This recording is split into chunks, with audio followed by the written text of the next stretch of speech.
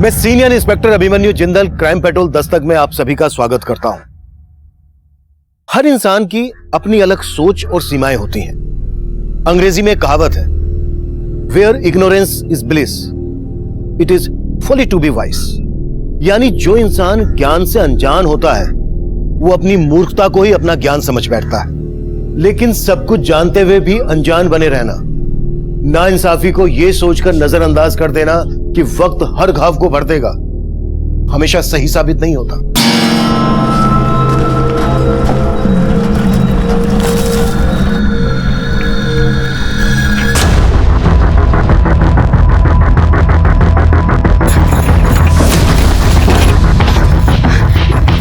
भैया जल्दी करो, जल्दी करो। अरे कौन हो भाई? भैया जल्दी गाड़ी भगा, 3-4 लोग मेरे पीछे पड़े। अच्छा जी, फिर तो सही गाड़ी में बैठी हो। शताब्दी राजधानी सबको पीछे छोड़ देंगे, नहीं तो नाम बदल देंगे। जय बजरंगबली।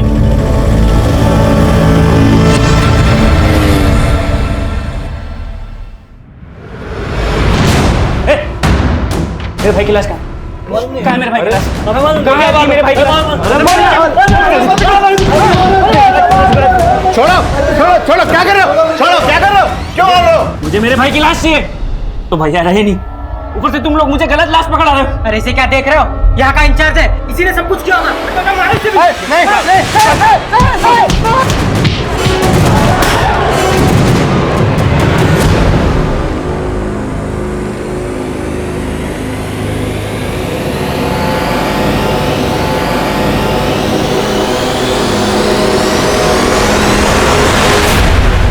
सही में गुंडा लोग ने पगलेठी होगा। बताइए, इतनी सुंदर लड़की को मारना चाहता था। अरे जिस पे जान लुटाना चाहिए उसको मारना चाहता है। बताइए, धरती पे ऐसा पगलेट मिलेगा कहीं?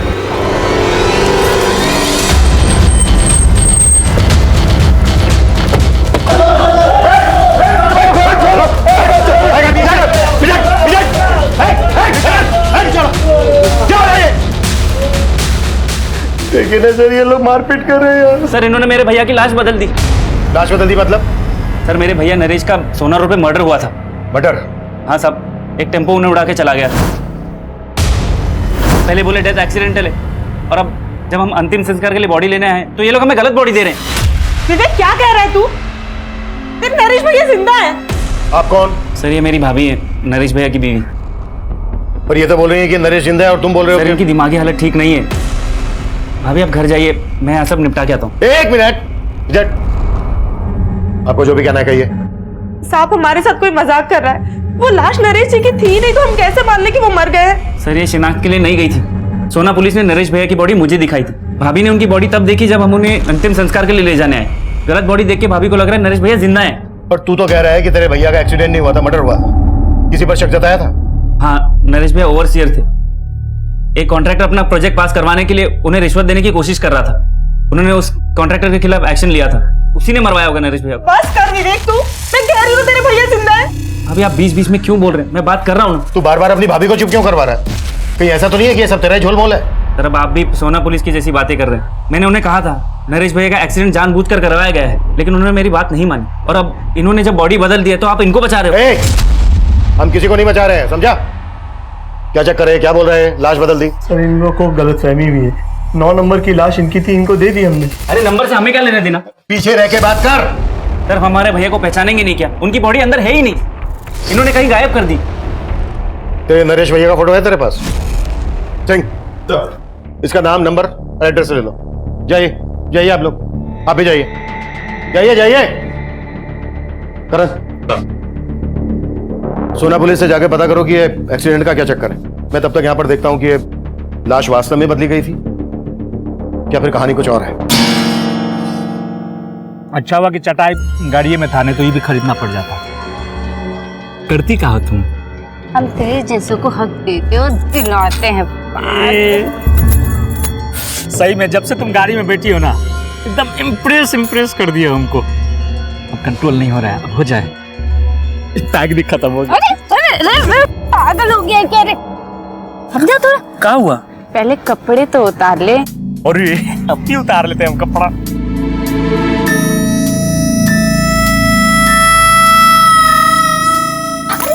तो अब क्या हुआ? मुझे भी तो कपड़े उतारने दे। और ये तो जल्दी उतारो ना, जल्दी उतारो, जल्दी उतारो। ए, अरे कपड़ा लेके कहाँ जा रही हो? ले आ साले, बहुत हक चाहिए था ना तुझे। अब देखी तुझे हक, कुत्ता कमीना कहीं का। मेरी इज्जत लूटना चाहता था तू, मेरी इज्जत। लूट का रहे थे हक तो तुम ही दे रही थी ना, हम मांगने गए थे हक। अब आ बाहर कमीना तू। ले कमीना कुत्ता कहीं का साला। साला क्वार्टर पी के चली गई है।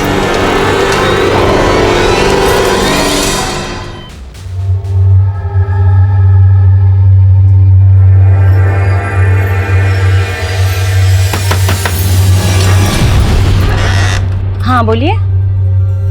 कौन है तू और मेरे घर में क्या कर रही है? ये मेरा घर है। ये मेरे पति का घर है। क्या है मेरा पति? चिंटू के पापा, चिंटू के पापा जरा बाहर निकलना। चिंटू के पापा, चिंटू के पापा जरा बाहर निकलना। अरे कौन चिंटू के पापा? इधर कोई चिंटू के पापा नहीं रहता है। वही चिंटू के पापा जो तुझे यहाँ पे मेरी सौत बना के लाए। क्या है वो? बाहर निकालो उसे। क्या बकवास कर रही है? मैं बकवास कर रही हूँ? लगा ना तुझे धक्का? तुझे देखकर मुझे भी ऐसा ही धक्का लगा। क्या है चिंटू के पापा? बाहर निकाल मेरे पति को। अरे धक्का तो मैं तुझे दूंगी। चल निकल यहाँ बाहर से। निकालेगी ना तू? तुझे बाहर निकालेगी ना? तेरे पति को तो तूने संभाल लिया, ले उसके बच्चे को भी संभाल, समझी तू? अरे एक रुक, लेकर जा तेरे क्या हो रहा बच्चे है? को। हुआ क्या? वो तो आप बताएंगे। ये कह रही कि ये आपकी बीवी है और ये बच्चा आपका है। नहीं नहीं नहीं नहीं नहीं बहन जी, मैं इनकी बात नहीं कर रही थी। मैं तो अपने पति किशोर की बात कर रही थी। वो क्या है कि 6 महीने पहले मैं अपने पति के साथ यहाँ रहती थी। अब देखिए बहन जी, मुझे पता नहीं आप कौन से किशोर की बात कर रही हैं, लेकिन हम लोग यहाँ 3 महीने पहले किराए पर रहने के लिए आए हैं और हो सकता है आपके पति यहाँ पे हमसे पहले किराए पर रहते होंगे। मुझसे गलती हो गई, मुझे माफ कर दीजिए। चल चिंटू।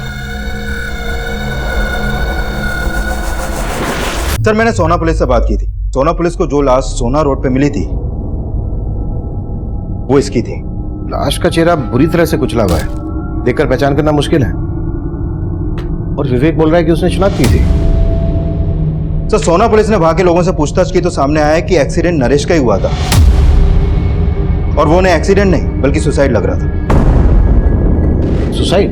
हाँ सर, और वहां के कुछ लोगों ने भी विटनेस किया है कि नरेश ने खुद टेम्पो के आगे आकर अपनी जान दी।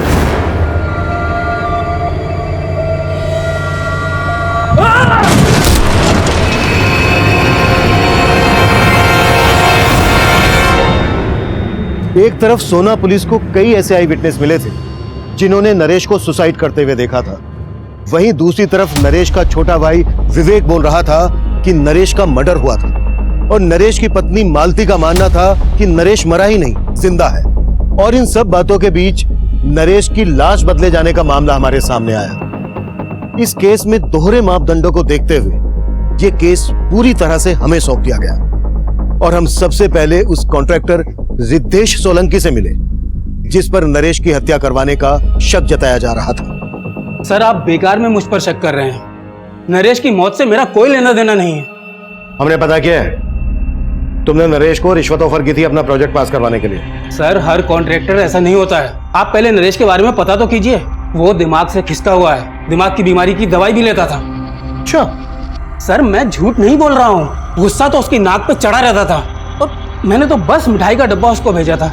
उसे लगा कि उस डिब्बे में पैसे हैं और बस इसीलिए उस प्रोजेक्ट से उसने मेरा पत्ता साफ कर दिया। और तुमने उसी को साफ कर दिया? सर ये आप क्या कह रहे हैं? वहां पर सभी लोगों ने देखा था कि उसने सुसाइड की थी और सर इस तरह आप मुझ पर ब्लेम नहीं कर सकते हैं। किसने क्या कहा, किस मकसद से कहा, ये हम इन्वेस्टिगेट कर रहे हैं और अगर कुछ भी मिला ना तेरे खिलाफ तो अगली मुलाकात रिमांड रूम में होगी और वहां पता चलेगा कि टॉर्चर क्या होता है। चल निकल चल। करण ये कह रहा है कि नरेश की दिमागी हालत ठीक नहीं थी। नरेश का भाई विवेक कह रहा है कि उसकी भाभी की दिमागी हालत ठीक नहीं है। दोनों को दिमागी प्रॉब्लम। नरेश का हमें स्टेटमेंट ऑफ माइंड समझना होगा। नरेश के भाई विवेक पर भरोसा नहीं कर सकते। एक काम करो, नरेश की बीवी को थाने बुलाओ। सर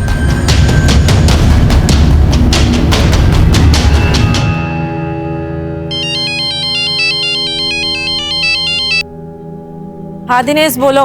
दी तुम अब तक गाँव नहीं आई वापस?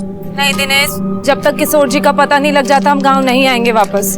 अरे दीदी कोई फायदा नहीं है वहाँ रुकने का, जीजा जी अब मिलने वाले नहीं है। क्यों क्यों नहीं मिलने वाले?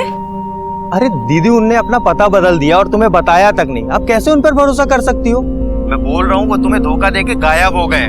अब वहाँ भटकने का कोई फायदा नहीं है, चुपचाप गांव वापस लौट आओ। देखो दिनेश, हम गांव वापस नहीं आएंगे, और वैसे भी जहाँ किशोर जी काम करते हैं उस फैक्ट्री का हमें पता चल गया है। हम वहीं जा रहे हैं उनके पास।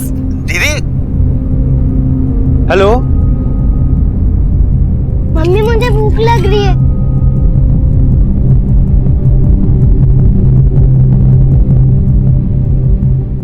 ये देखो तुम्हारा पसंदीदा चाइनीज।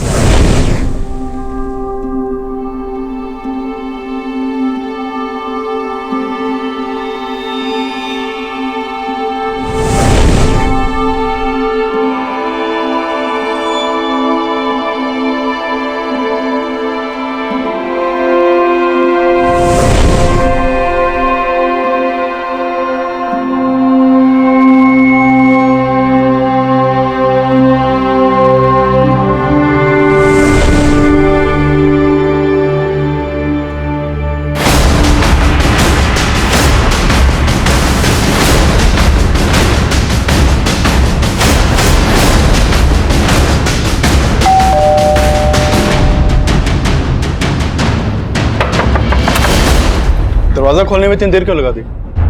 वो मैं कपड़े धो रहा था, लेकिन आप यहाँ? नरेश भाई की लाश मिली आपको? भाभी कहाँ है तुम्हारी? उन्हें थाने लेके चलना है, सर कुछ बात करना चाहते हैं। भाभी तो गांव चली गई। गांव चली गई? कब? आज सुबह। उनकी हालत बहुत बिगड़ती जा रही थी, इसीलिए उन्हें मायके भेज दिया। 2-4 दिन में आ जाएंगी। लेकिन आपने बताया नहीं, नरेश भैया की लाश मिली आपको? वो हम पता लगा रहे हैं, लेकिन जब भी तुम्हारी भाभी आ जाए उन्हें थाने लेके आ जाना।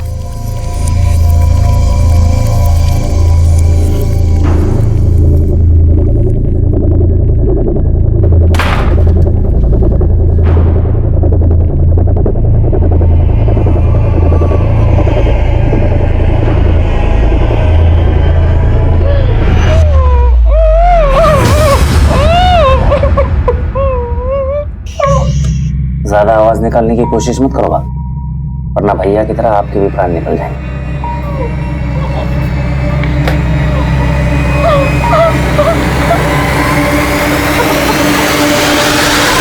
Excuse me sir. सर, मैंने हॉस्पिटल के मॉर्ग का रिकॉर्ड स्टडी किया। सर, उस रिकॉर्ड के मुताबिक वहां पर 9 लाशें थी, जिसमें से एक लाश नरेश की फैमिली को सौंप दी गई। सर, उस दौरान उस लाश के अलावा कोई और लाश मॉर्ग रूम से बाहर गई नहीं। सर, इसीलिए वो बोल रहे हैं कि नरेश की लाश किसी और लाश से बदल जाए। ऐसा हो ही नहीं सकता। हो सकता है उन्होंने लाश बदली और किसी वजह से छुपा रहे हैं।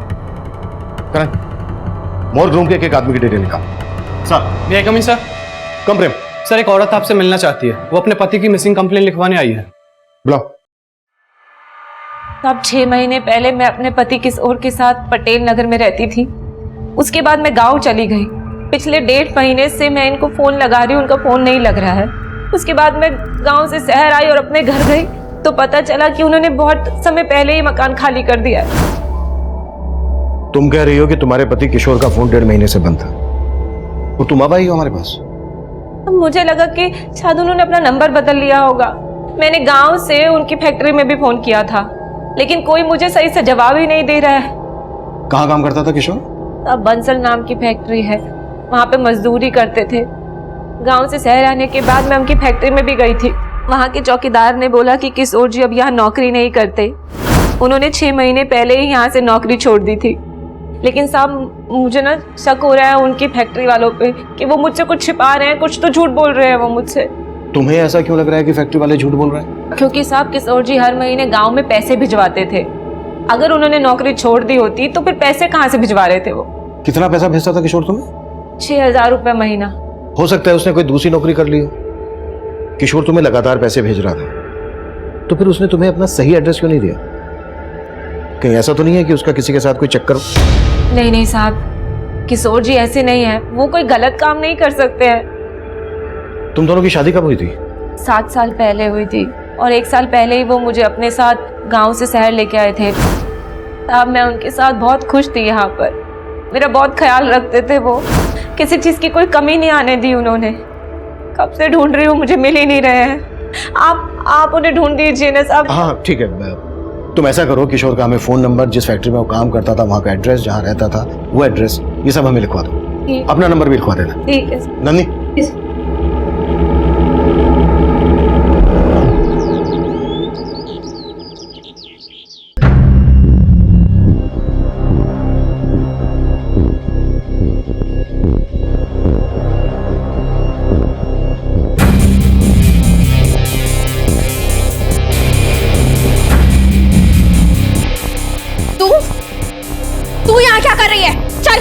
यहाँ से।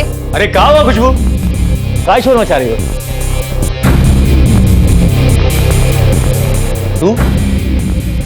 तू यहाँ क्या कर रही है? तुम क्या देख रहे हो? आरती उतारोगे क्या इसकी? निकालो बाहर इसे। ऐसे नहीं मारेगी, चल निकाल। छोड़ो, छोड़ो मुझे। कहाँ लेके जा रहे हो तुम? मुझे तेरी जगह दिखाने। छोड़ो मुझे, छोड़ो। बोला ना, चल।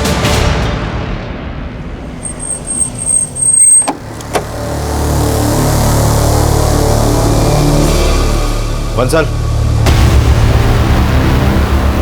जी, किशोर 6 महीने पहले तक मेरी फैक्ट्री में काम करता था, लेकिन फिर अचानक उसने काम छोड़ दिया। यहां से काम छोड़ने के बाद उसने कहां पर काम किया? अब ये तो मुझे पता नहीं, पर हाँ मेरे मैनेजर ने बताया कि वो अपनी आखिरी महीने की तनख्वाह भी लेकर नहीं गया। कितनी तनख्वाह थी उसकी? यही 6,000 रुपए, बाकी लेबर की तरह। 6,000 रुपए। इतने ही पैसे हर महीने वो अपनी बीवी को भेजता था, फिर अपना खर्चा कैसे चलाता होगा? तो वो बहुत जुगाड़ी आदमी था। जब वो पहले दिन मेरी फैक्ट्री में आया था ना काम करने के लिए, तो उसका पहनावा देखकर मैं मतलब हैरान हो गया था। Good morning sir. Good morning. कौन से डिपार्टमेंट से हो आप? सेठ जी, हम किशोर, आपका नया वर्कर, आज ही से ज्वाइन किया हूं। मैं तो सोच रहा था कि मेरे मैनेजर ने उसे किसी दूसरे डिपार्टमेंट में रखा होगा, पर बाद में पता चला कि उसे काम की काफी जरूरत थी, तो वो यहाँ मजदूरी करने को भी तैयार हो गया। और थोड़े दिनों बाद उसने मेरी फैक्ट्री के साथ साथ दूसरी फैक्ट्रीज में लेबर सप्लाई का काम भी शुरू कर दिया। यहाँ किसी के साथ उसका कोई लड़ाई झगड़ा हुआ था? जी हाँ, लड़ाई तो हुई थी। एक पाठक नाम का आदमी था जो पहले मेरी और दूसरी फैक्ट्रीज में लेबर सप्लाई का काम करता था, पर जब से ये किशोर इस धंधे में कूदा तो पाठक का काम बैठ गया। तूने मेरे धंधे में हाथ डाल के अच्छा नहीं किया। अपना बोरिया बिस्तर उठा के जा, वरना मैं तेरी वरना क्या कर लेगा रे? क्या कर लेगा? चल निकल यहाँ से। मैं अभी नहीं डरता तेरी धमकियों से, समझा ना? तेरी ये मजाल देख, मैं तेरे को बताता। अबे चाकू ऐसे नहीं, ऐसे खोलते हैं। अब चला के दिखाओ कैसे चलाना है, दिखाओगे चला के। किशोर, पाठक, क्या हो रहा है पर? हाँ? सर, मैंने तो किशोर को बोला भी था कि वो पुलिस में कंप्लेन कर दे, पर उसने कोई एक्शन ही नहीं लिया। तो आपको लगता है पाठक किशोर के साथ कुछ कर सकता है? अब सर, मैं तो इसके बारे में कुछ बता नहीं सकता, ये तो आप पता कीजिए। पर सर, किशोर का इस तरह से गायब होना मुझे कुछ ठीक नहीं लग रहा है। ठीक है सर, इस बंसल की बातें भी कुछ अटपटी सी लग रही हैं। कहीं हमसे कुछ छुपा तो नहीं रहा? पता करो इसके बारे में, और फैक्ट्री के दूसरे स्टाफ से भी बात करो, और बंसल जिसका नाम ले रहा है पाठक, उससे भी मिलो। सर,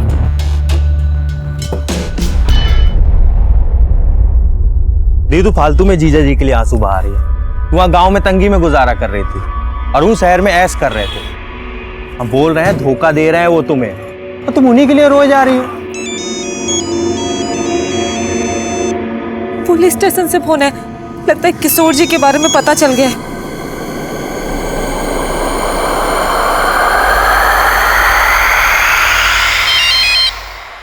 हाँ सिंह।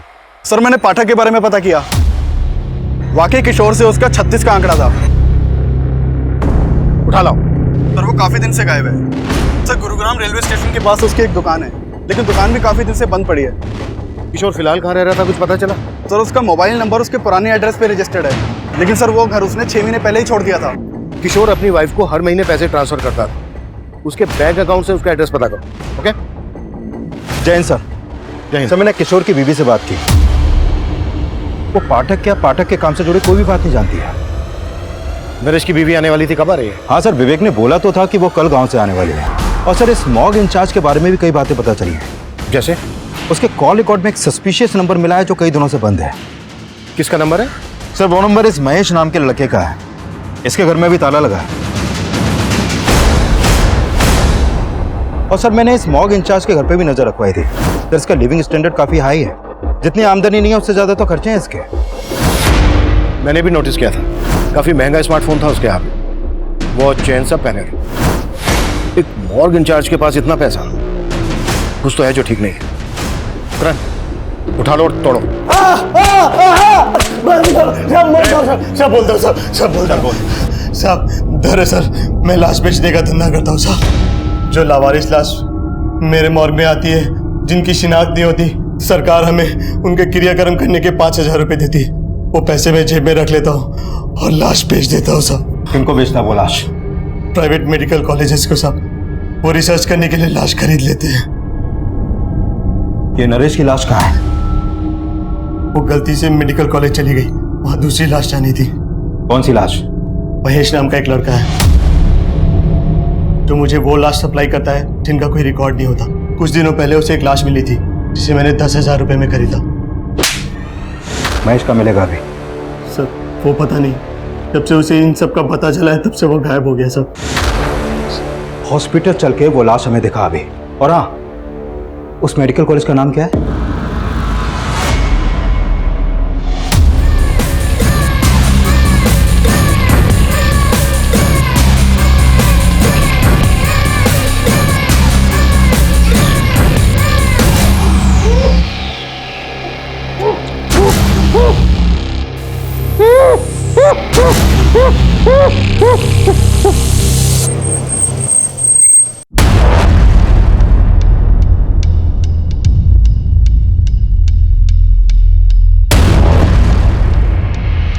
सिंह, नरेश के भाई और नरेश की बीवी को शनाख्त के लिए बुला लो और यहाँ के डीन और इंचार्ज को थाने लेकर आओ। ठीक है सर।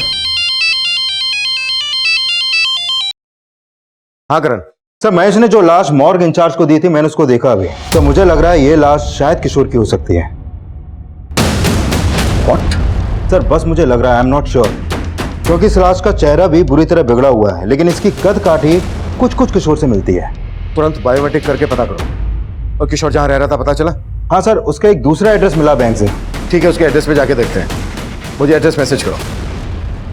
सर, नरेश के भाई के नंबर पे कॉल किया, उसका नंबर नहीं लग रहा है। नरेश का भाई बोल रहा था कि उसकी भाभी गांव से आकर हमसे मिलने वाली थी, वो भी नहीं आई। सिंह, उसके घर जाके देखो। ठीक है सर। साहब, क्या हुआ? साहब उस लड़की ने मेरा जीना हराम कर दिया।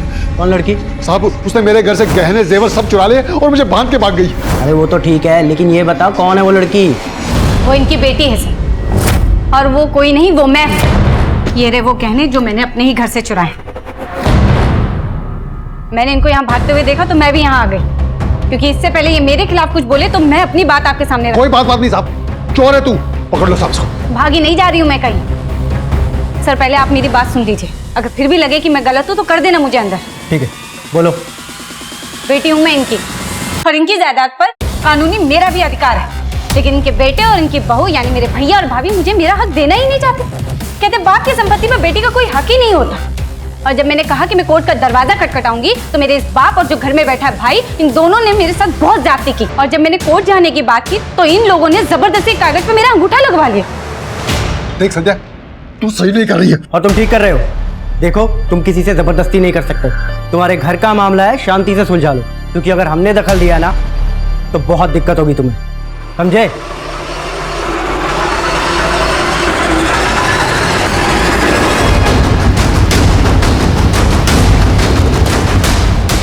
सर, यही किशोर का घर है, लेकिन पड़ोसियों से पता चला है कि कई दिनों से यहाँ पे ताला लगा है।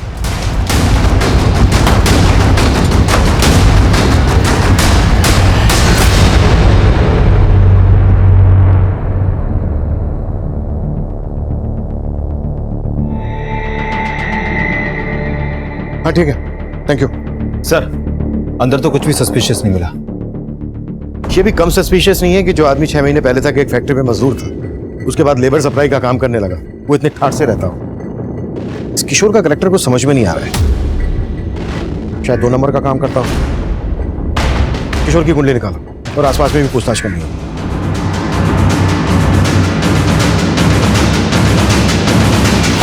सर, किशोर क्या करता था ये तो नहीं मालूम मुझे, लेकिन काफी धाकड़ आदमी था। लोग महंगी महंगी गाड़ियों से आते थे यहाँ।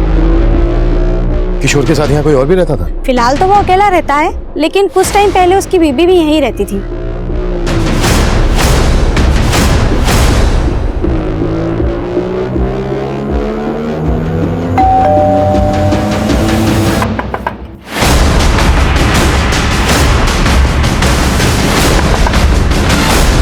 सर आप ये हमेशा दरवाजा देर से क्यों खोलता है तू? वो तेरा फोन क्यों नहीं लग रहा है? सर शायद मेरे फोन की बैटरी डाउन हो गई होगी, मैं तो सो रहा था सर। अच्छा, भाभी कहाँ है तेरी? सर गांव से आ गई क्या? सर वो भाभी तो हरिद्वार चली गई। भैया के आत्मा शांति की पूजा के लिए। अच्छा, आत्मा शांति की पूजा। तेरी भाभी तो मान नहीं रही थी कि तेरे भैया मर चुके हैं और अभी हरिद्वार पहुंच गए आत्मा शांति की पूजा कराने। सर चल देखने दे। बताइए ना। अरे तो पीछे सर, पूरा घर चेक करो। सर हुआ क्या? अरे तो देखने दे, हट पीछे। यार पीछे हट। सर कुछ नहीं है। हाँ चल चेक तो करने देना, चुप रह। साइड हो। सर कुछ नहीं है। साइड हो तो साइड हो, देखने देना।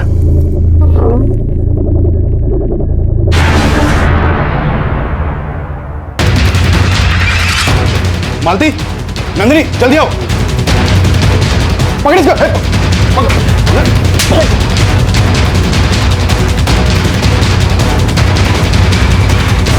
पकड़ो इसे, सिर्फ मेरे पति को मारा है।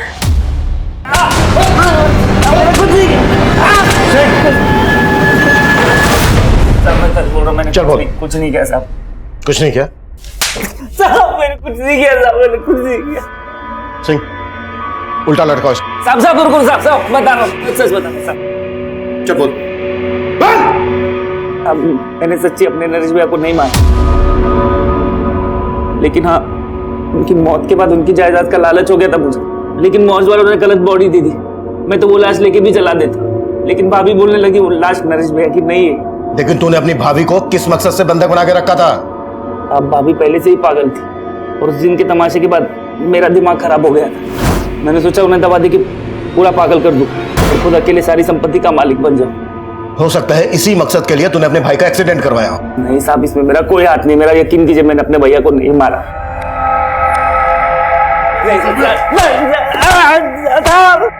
सर, हमने उस लाश का बायोमेट्रिक किया था। वो लाश किशोर की है और उसके आधार कार्ड पे उसके गांव का एड्रेस है।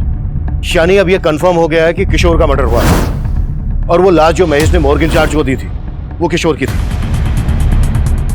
महेश के बारे में कुछ पता चला? सर, हमने अपने खबरियों को उसे ढूंढने के लिए लगाया हुआ है और सर ये भी पता चला है कि किशोर की बीवी अब यहाँ नहीं है। वो कल अपने भाई के साथ गांव चली गई थी।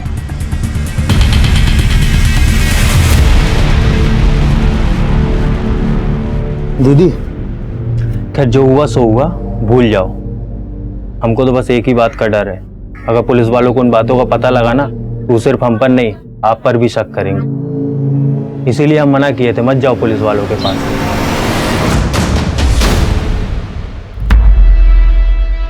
अरे अरे, कौन हो तुम लोग और अंदर कैसे घुसे चले आ रहे हो? अरे भाभी जी, इन्हें मैंने बुलवाया है। अरे मैंने सोचा अपने आने की खुशी में पूरे गांव वालों को भोज खिला दूं।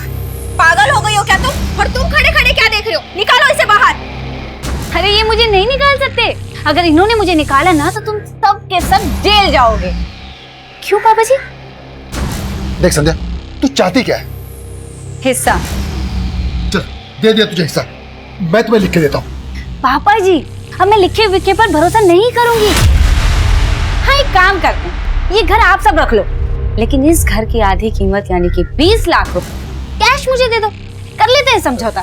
20 लाख? भाभी जी, अगर 20 लाख नहीं दिए ना तो कोर्ट कचहरी पुलिस ये सब। पापा जी, भाभी जी तो नहीं समझ रहे, लेकिन आप तो समझ रहे हैं ना।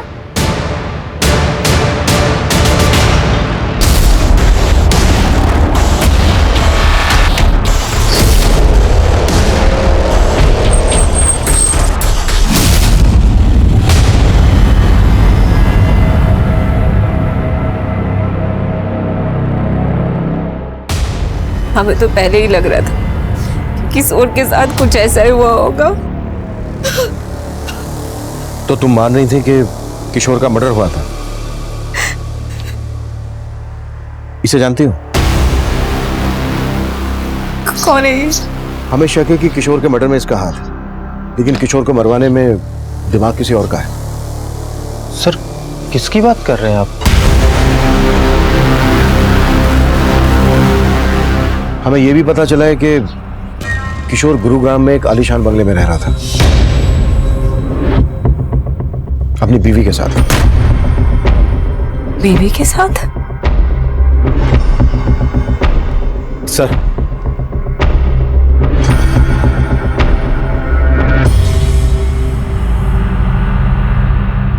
सर एक किशोर के बचपन का दोस्त है। इसने बताया है कि ललिता से शादी करने से 6 महीने पहले ही किशोर की किसी और लड़की से भी शादी हुई थी। हाँ साहब, वो उसके भाई किशोर से काफी नफरत पाल के बैठा था, तब उनके बीच में काफी मारपीट भी हुई। वो लड़की और उसका भाई अब कहाँ रहते हैं?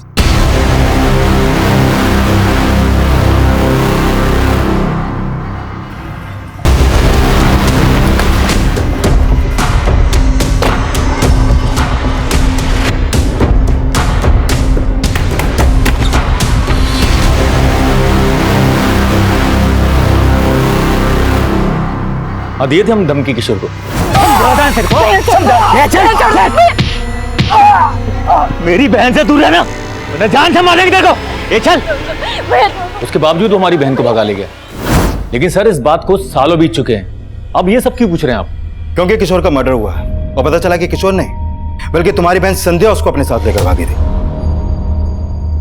और शहर जाकर किशोर को छोड़ के वो फिर से किसी और के साथ भाग गई। और अभी 6 महीने पहले वो वापस किशोर की जिंदगी में आई और अभी रिसेंटली उसको किशोर के साथ गुरुग्राम के एक घर में देखा गया। उसी के बाद हमें किशोर की लाश मिली। कहाँ है संध्या? सर हमें नहीं मालूम। मालूम नहीं है, कहीं छुपा के रखा उसे। अरे सर हम क्यों छुपाएंगे, हम तो उल्टा उससे पीछे छुड़ाना चाहते थे। आई थी वो यहाँ, लेकिन 6 महीने पहले।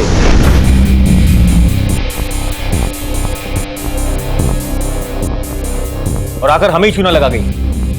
ये घर आप सब रख लो, लेकिन इस घर की आधी कीमत यानी कि 20 लाख रुपए कैश मुझे दे दो। ये लो। थैंक यू पापा जी। नाराज हो, कोई बात। भाभी आप मेरी नजर उतारने वाली थी ना? हाथ कीजिए, ये लो मेरे नाम पे भोज खा लेना। संध्या यहाँ से कहाँ गई थी? जी सर हमें कुछ नहीं मालूम और हम मालूम भी नहीं करना चाहते वो कहाँ है। आपको उसके साथ जो करना है आप कीजिए।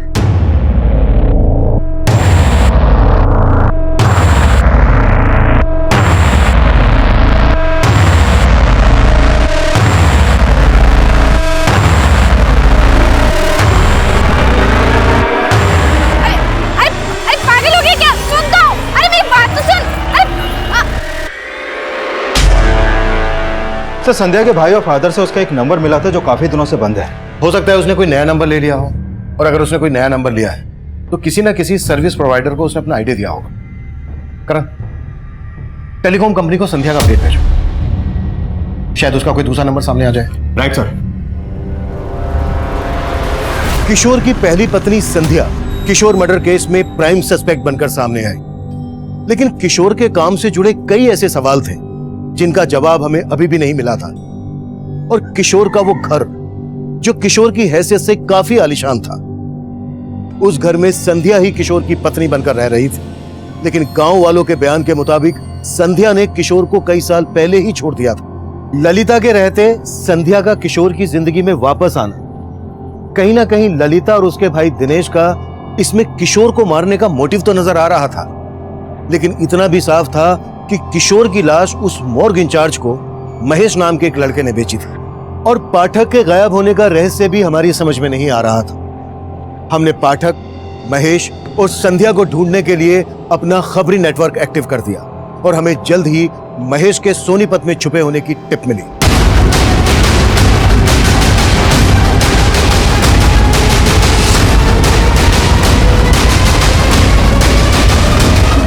साहब मैंने कुछ नहीं किया साहब। साहब मैंने कुछ नहीं किया साहब। साहब मैंने किशोर को नहीं मारा। मैं जानता तक नहीं कि उस आदमी का नाम किशोर था। यकीन मानिए साहब, मुझे उसकी लाश मिल गई थी जो मैंने मॉर्ग इंचार्ज को भेज दी बस। कहाँ मिली थी लाश? साहब करीब 20-25 दिन पहले एक टेम्पो वाले को लाश फेंकते हुए देखा था मैंने।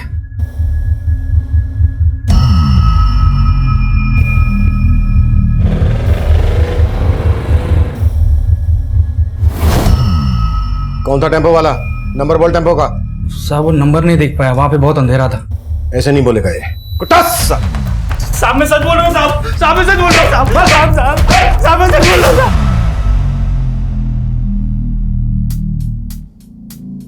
साले सब कमीने निकले। एक तो ये सच्चा मर्द निकला जिसने मुझे धोखा नहीं दिया। लेकिन तुम बहुत दी यार, साला बीच जंगल में नंगा करके भाग गए।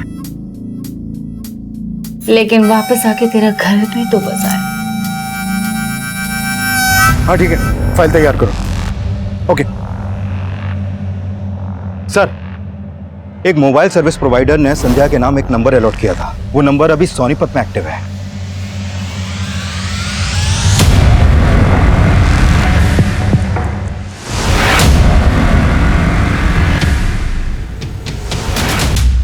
बच्चा देगी हमको। बोल ना, कितने बच्चे चाहिए तुझे? एक टेम्पू बाहर खड़ा है उसके लिए, और एक दूसरा लोन पे लेने वाले हैं। बस दो, हम दो, हमारे दो। सॉरी यार, वो तो नहीं हो पाएगा, क्योंकि अब पूरी जिंदगी जेल में गुजरने वाली है तुम्हारी। ये प्लान तो कैंसिल।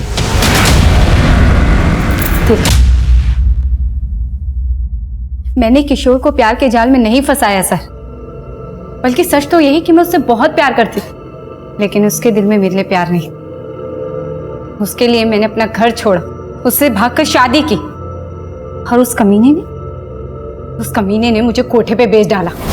मुझे नहीं जाना, छोड़ किशोर, जिंदगी बर्बाद कर दी। छोड़ दो, मुझे नहीं जाना, मैं मुझे नहीं जाना। पूरे 7 साल नरक की जिंदगी जी है मैंने सर। फिर 6 महीने पहले मैं किसी तरह वहां से भाग निकली।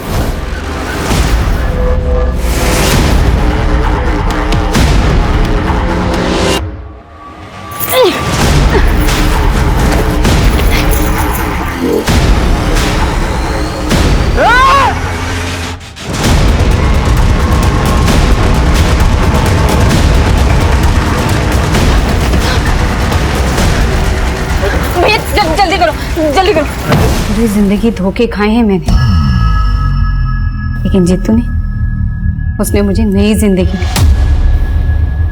उन लोगों से भागकर सालों बाद मैं अपने घर लौटी थी, और मेरे घर वालों उन्हें जानवरों की तरह मुझे घर से निकाल दिया।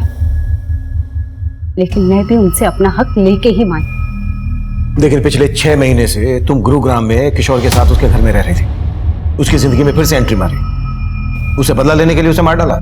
मैंने उसे नहीं मारा है सर। हाँ, मैंने उसकी जिंदगी में एंट्री ली, बदला भी लिया। उसने मुझे बेचा था, मैंने भी उस कमीने को 10 लाख में बेच डाला। बेच डाला? किसे बेच डाला? हाँ, मैं उससे बदला लेना चाहती थी, इसीलिए झूठ के सहारे मैंने उसकी जिंदगी में एंट्री मारी।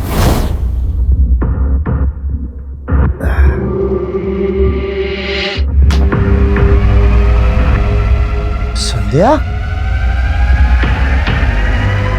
प्रिया क्या कर रही है? तूने मेरी किस्मत बिगाड़ी थी ना, लेकिन मैं तेरी किस्मत संवार सकती हूँ। अच्छा? बोला उससे पति मत बन, दल्ला बन जा मेरा। और लालची इंसान तो गधे को भी बाप बना लेता है। फिर उसने तो मुझे झूठी मलिका बना ली, अपने बाबू लोगों को खुश करने के लिए मेरे साथ सुलाने लगा। लेकिन किशोर को किसे बेचा तुमने, ये बोलो। उसके बॉस बंसल को। कायल था वो मेरा, लेकिन अब सहा नहीं जा रहा, बहुत हो गया। इसलिए एक दिन, बंसल जी, मेरी माँ की बहुत तबीयत खराब है, मुझे 10 लाख की बहुत जरूरत है, प्लीज कर दीजिए ना। अब इतने प्यार से बोलोगे तो इंतजाम तो करना पड़ेगा मेरी जान। आप कितने अच्छे हैं ना। और फिर बंसल मेरी बातों में आ गया, बड़ी आसानी से उसने 10 लाख रुपए मुझे दे दिए, और फिर मैंने अपना रंग बदल दिया। संध्या, कहाँ है तू? तू मेरा फोन क्यों नहीं उठा रही? संध्या, तुझे पता है ना तेरे बिना मेरा। आपको आपकी तन्हाई मुबारक हो बंसल साहब, अब मैं नहीं आऊंगी। मतलब तू मेरा 10 लाख रुपए लेके चंपत हो गई? अरे 10 के बदले किशोर भी तो दिया है, उसे रख लो। संध्या, संध्या मेरी बात सुन।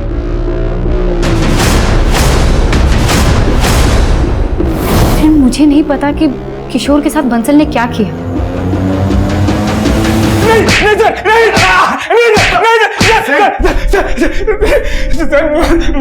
मैंने किशोर को नहीं मारा सर। अच्छा? सर, उसकी बीवी मेरे 10 लाख रुपए लेके भाग गई थी सर, तो मैंने उसे अपना कुत्ता बना लिया था सर।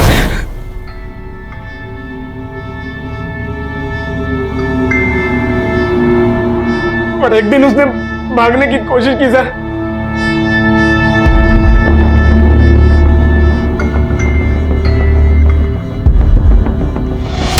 किशोर, किशोर,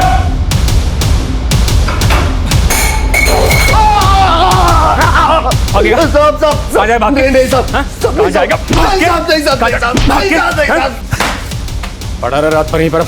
और सर, कुछ देर बाद मेरे आदमी ने आकर मुझे बताया कि किशोर मर गया है सर। नाम देखो, बुला के ला जा। और उसके बाद मैंने अपने एक और आदमी की मदद से किशोर का चेहरा खराब करवाया, और सर टेम्पो से उसे कहीं दूर डंप करवा दिया सर।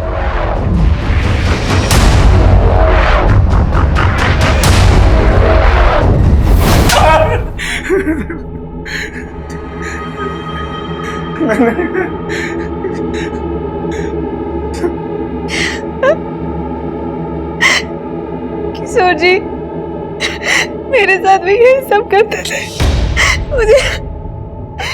मुझे अपने दोस्त के साथ सुलाते थे।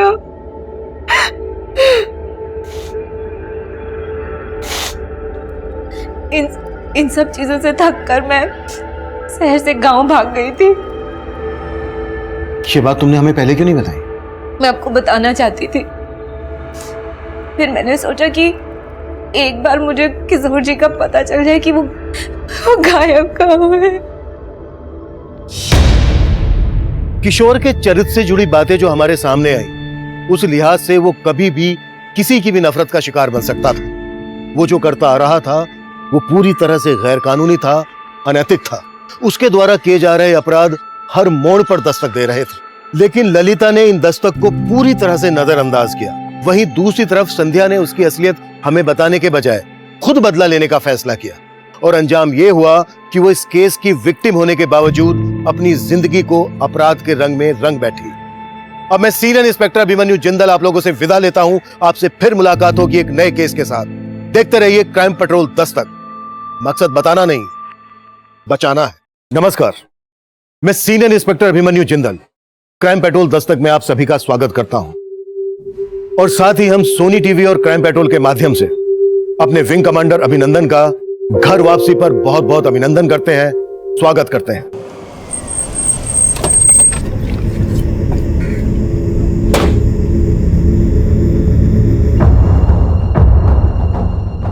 पांडे, उस बच्चे की कोई अपडेट? पता लगा रहे हैं सर। 10 महीने हो गए हमें उस बच्चे को ढूंढते हुए। तुम लोग उस बच्चे को ढूंढने के लिए सीरियस भी हो क्या? फिर उस केस से पल्ला झाड़ दिया?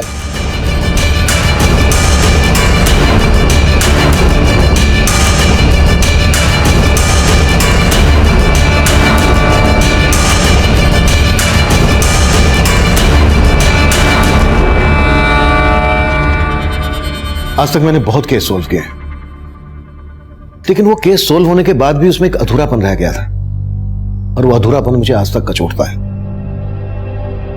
उस केस ने मुझे मेरे डिपार्टमेंट में नाम दिया, तरक्की दी, लेकिन फिर भी मैं उस केस के साथ जस्टिफाई नहीं कर पाया, और इस बात की खलीस मुझे आज तक परेशान कर देती है। आज से 10 महीने पहले जब वो केस शुरू हुआ था, तब मैंने सोचा भी नहीं था कि उस केस का मुझ पर इतना गहरा असर होगा, जिसे मैं आज तक नहीं भूल पा रहा हूं।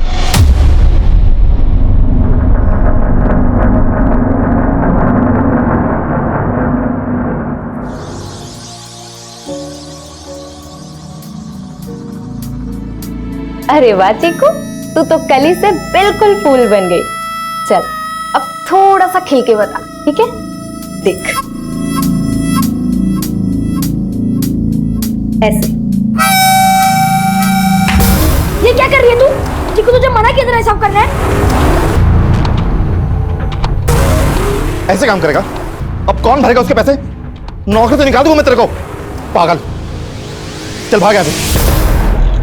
और कैसे बंसी भाई? बढ़िया। बोलो क्या खाओगे? आज के हमारे ढाबे का स्पेशल है दाल गोश्त। दाल गोश्त खाना होता तो तेरे ढाबे पे क्यों आता? मुझे खाना है जिंदा गोश्त। आप जाओ ना नवल भैया। सुरीली दीदी ने कहा कि अगर मैंने उनकी तरह किया तो मुझे अपने घर भेजेगी। ये झूठ बोल रही है। तू समझ क्यों नहीं रही है चीकू? ये तुझे अपने जैसा बनाना चाहती है। ओए नवल, क्या कर रहा है यहाँ? हैं? क्या पंचायत है? चल कहाँ पे लग जा, चल। और चीकू को छोड़, बंसी भाई को खुश कर दे। चल तू ही बाहर आजा। गले पे नजर क्यों डाल रहा है? फूल तो इधर।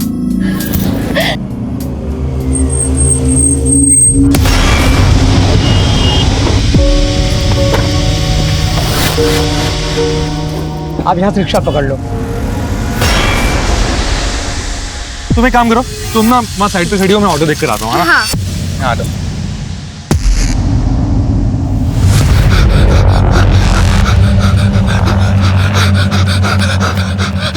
अरे क्या हुआ तुझे? वो फिर से मेरे पीछे पड़ गया। वो मुझे मार ही देता। मैं किसी तरह बचाया। भाई वो आ गया, जल्दी चुप हो, जल्दी जल्दी जल्दी जल्दी।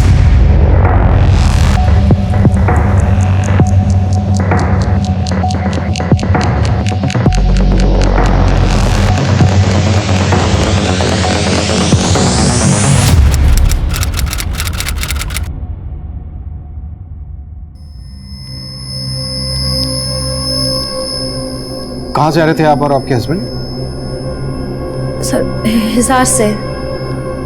सर हम वो फरीदाबाद रेलवे स्टेशन पे उतरे और वहाँ से हमने टैक्सी ले ली और टैक्सी वाले ने हमें जंगपुरा के बीच रास्ते में छोड़ दिया। हमारा घर वहाँ से 3-4 किलोमीटर आगे था।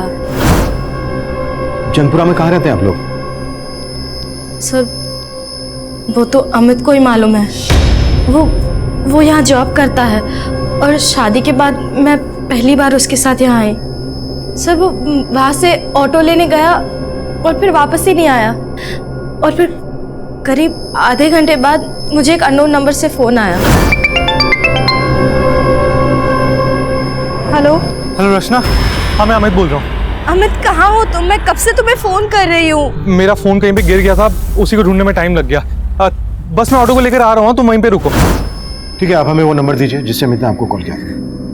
जी ये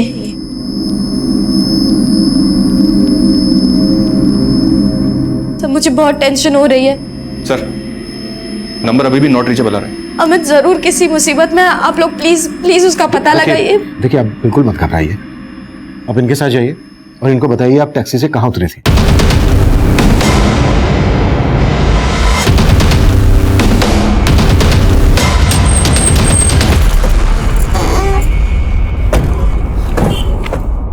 सर उस टैक्सी वाले ने हमें यहीं पे छोड़ा था और अमित अंदर की तरफ गया था।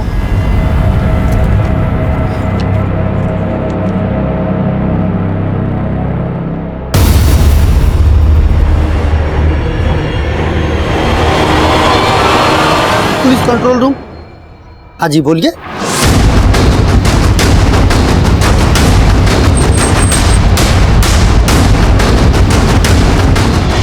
बॉडी तो अमित की है।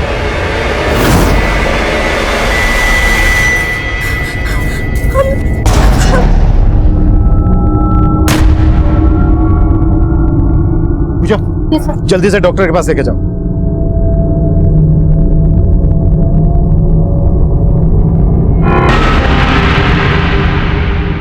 सर लाश के आसपास कुछ नहीं मिला, इलाका काफी सुनसान है। यहाँ जो थोड़े बहुत लोग थे उनमें से भी कोई कुछ नहीं जानता।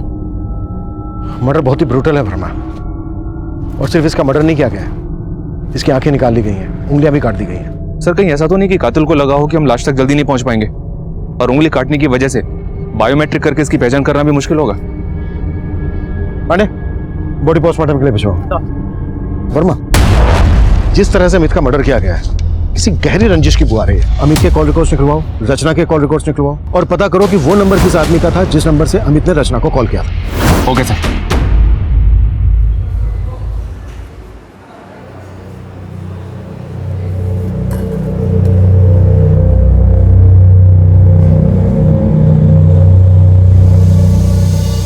वाह चीकू, सुरीली ने तो तेरे को नगीना बना दिया। अब आप मुझे मेरे घर ले जाओगे ना? अरे ये ढाबा भी तो तेरे घर जैसा ही है और हम भी तो तेरे हैं। आजा मेरे पास। छोड़ मेरी बहन को। चल चिकू चल चल।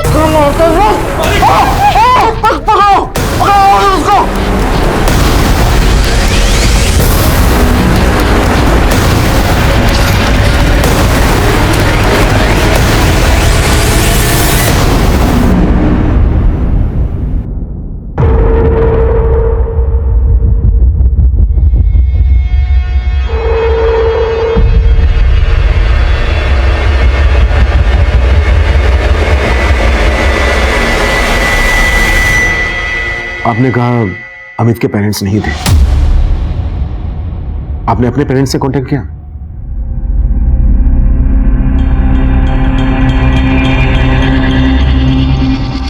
आप हमसे कुछ छुपा तो नहीं रही? अमित के और मेरे घर वाले इस शादी के खिलाफ थे, इसलिए बस 4 दिन पहले हमने मंदिर में शादी की। आप दोनों के घर वाले इस शादी के खिलाफ क्यों थे?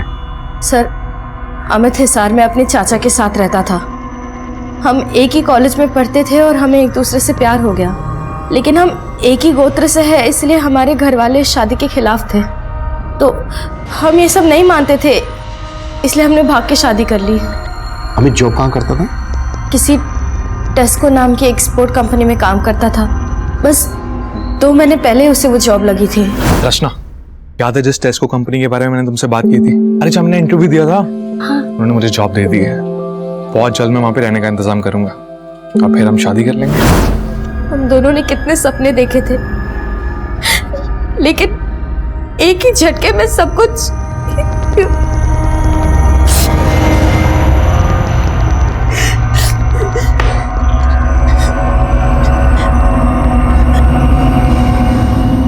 आपको किसी पर शक है जो अमित का मर्डर कर सकता है? सर, मुझे कुछ समझ नहीं आ रहा है। सर, अमित ने जिस नंबर से कॉल किया था उसका एड्रेस मिल गया। ये नंबर किसी मुकुंद शर्मा के नाम पे रजिस्टर्ड है।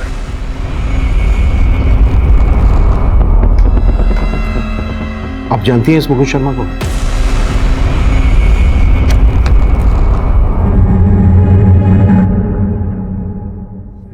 अमित के कॉल रिकॉर्ड्स आ गए? आगे सर, स्टडी हो रहा है। वर्मा, अमित और रचना ने अपने घर वालों के खिलाफ जाके शादी की थी। ऑनर किलिंग का मामला भी हो सकता है। हिसार जाओ, इन दोनों की फैमिलीज के बारे में अच्छे से पता करो।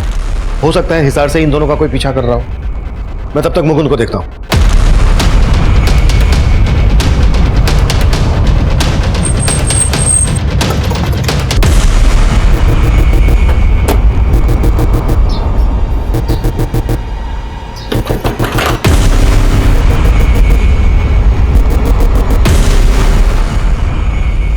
हाँ सर, कल इस आदमी ने मेरे फोन से कॉल किया था, लेकिन मैं जानता नहीं इसे। इसकी लाश मिली है। देखा, अगर कुछ भी छिपा रहा है ना हमसे तो। सर मैं कुछ भी झूठ नहीं बोल रहा। मैंने कल से पहले से कभी देखा भी नहीं है। भाई साहब, भाई साहब, भाई साहब, एक सेकंड, आपके फोन से कॉल कर सकता हूँ? एक्चुअली मेरा फोन ना कहीं गिर गया है, अर्जेंट है। जल्दी कर ले। थैंक्स। सर, इसकी हालत ठीक नहीं थी, लेकिन देखने में अच्छे घर का लग रहा था। मुझे लगा ये परेशानी में, इसलिए मैंने अपना फोन दिया उसे कॉल करने के लिए, बस। सर, फिर उसको एक बच्चा दिखा। वो बच्चा उसे देख के भागने लगा और ये भी उसी के पीछे भागने लगा और चला गया। वो बच्चा कौन था जिसके पीछे वो भागने लगा? सर, मैं उस बच्चे को भी नहीं जानता। हाँ, लेकिन करीब 10-11 साल का बच्चा होगा। उस बच्चे का स्केच बनवा सकते हो?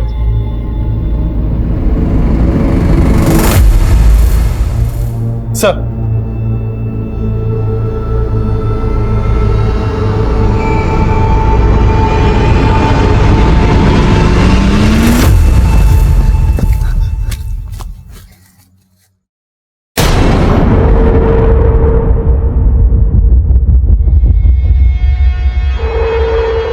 अरे उधर कहाँ जा रहा है? इधर गई है।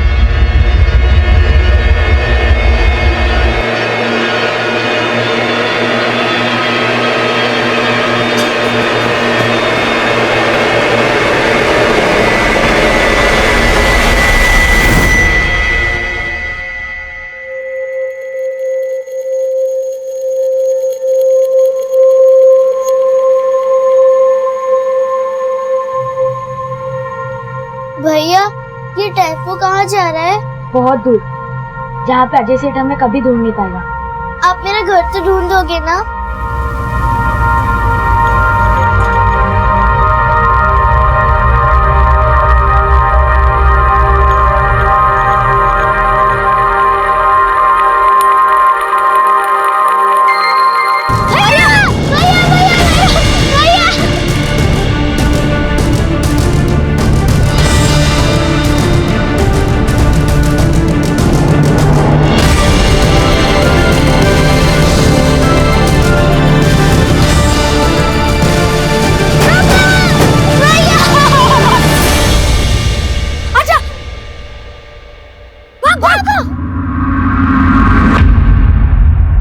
बोल, कहाँ भागेगा वो दोनों?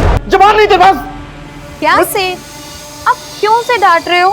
आज मैं खाना खिलाती हूँ, आज बैठ। बेचारे ने सुबह से कुछ भी नहीं खाया और आप वो कैसे डांटते हो? ले पिंटू, ये एक निवाला मेरी तरफ से।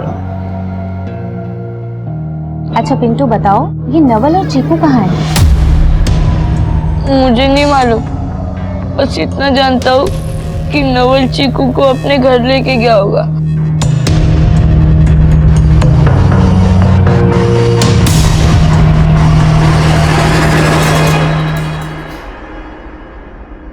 याद करने की कोशिश कीजिए, शायद इस बच्चे को आपने वहां देखा हो जहां टैक्सी वाले ने आप दोनों को उतारा था। नहीं सर, मैंने ध्यान नहीं दिया। लेकिन अमित इस बच्चे का पीछा क्यों करेगा?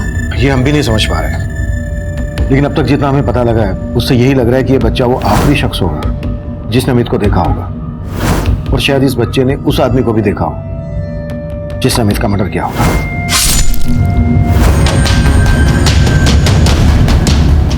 चीकू, तूने बोला था तेरे घर के पास बड़ी बड़ी बिल्डिंग है।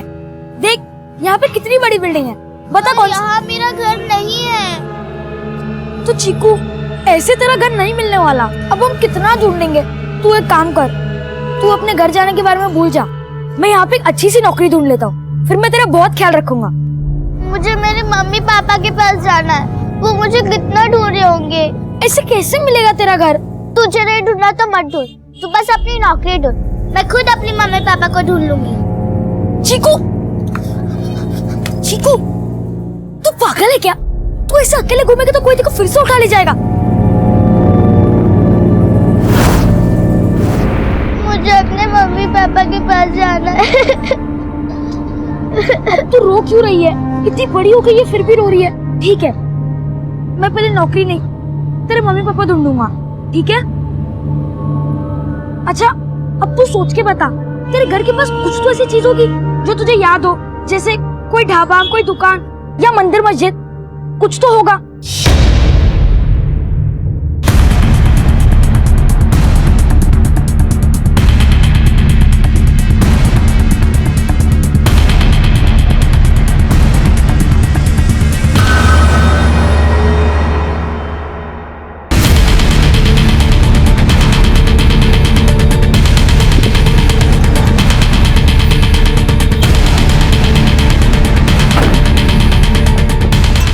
अमित यही रहता है? जी सर, वो मेरा भतीजा है, लेकिन वो अभी यहाँ नहीं रहता सर। वो अब इस दुनिया में नहीं रहा। क्या क्या बोल रहे सर? फरीदाबाद में हमें उसकी लाश मिली है। वैसे हमें पता चला है कि तुम अमित और रचना की शादी के खिलाफ थे, और जैसे ही तुम्हें पता चला कि अमित रचना को फरीदाबाद भगा ले गया, तुमने अमित को वहां मरवा दिया। ये क्या बोल रहे हैं आप साहब? सब अमित जब रचना को भगा कर ले गया ना सर, तो उसके घर वालों ने मेरा जीना मुश्किल कर दिया। कहाँ है अमित? अरे मेरी बेटी को कहाँ ले गया? बहुत दबंग लोग हैं साहब, कुछ भी कर सकते हैं। भैया, भैया, वो यहाँ शिवजी का मंदिर का है। अरे बताओ ना भैया। नवल भैया, शिवजी का मंदिर यहाँ नहीं है। तू कहाँ है? तुझे पक्का याद है ना, तेरे घर के पास एक शिवजी का मंदिर था। हाँ, मैं रोज वहाँ मम्मी पापा के साथ जाती थी। मैं घंटी बजाने की कोशिश करती थी, लेकिन घंटी पे मेरा हाथ ही नहीं पहुँचता था, तो पापा मुझे गोदी उठाते थे और मैं घंटी बजाती थी। लेकिन चीकू, वो मंदिर है कहाँ?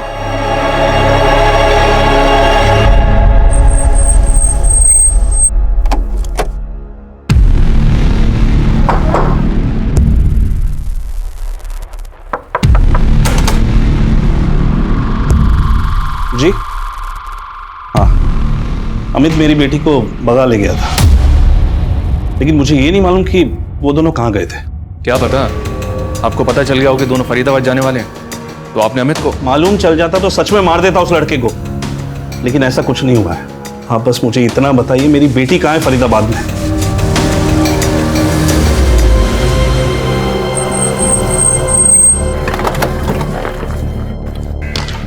कौन थे वो लोग?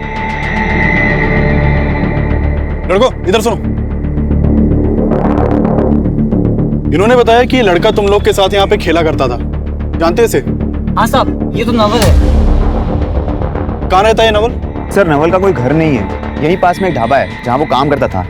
कौन सा ढाबा? सब अजय ढाबा, यहीं पास में है, लेकिन सर उसका अपने सेठ के साथ कुछ झगड़ा हुआ था, इसीलिए वो वहाँ से चला गया था साहब। अच्छा, ये फोटो देखो, इस आदमी को जानते हो? इसे नवल के पीछे भागते हुए देखा गया था, शायद ये नवल को जानता हो। नहीं सर, इसको तो नहीं जानता, लेकिन हाँ सर, कुछ दिन पहले नवल काफी घबराया हुआ था और कोई उसका पीछा भी कर रहा था सर। अरे क्या हुआ तुझे? वो फिर से मेरे पीछे पड़ गया, वो मुझे मार ही देता। मैं किसी तरह बचाया। भाई वो आ गया, जल्दी चुप हो, जल्दी जल्दी जल्दी जल्दी।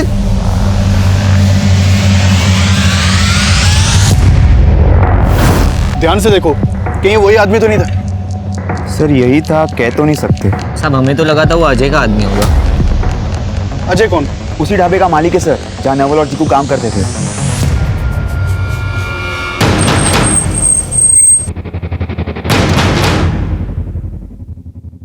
साहब मुझे नहीं मालूम नवल कहाँ है, वो तो कई दिन पहले ही यहाँ से भाग गया था। किस लिए भाग गया था ये पता कर लिया है हमने। एक बच्ची से काम करवाता है, 14 साल से छोटे बच्चों से मजदूरी करवाता है। नहीं साहब। सर अंदर एक बच्चा है। सर इधर।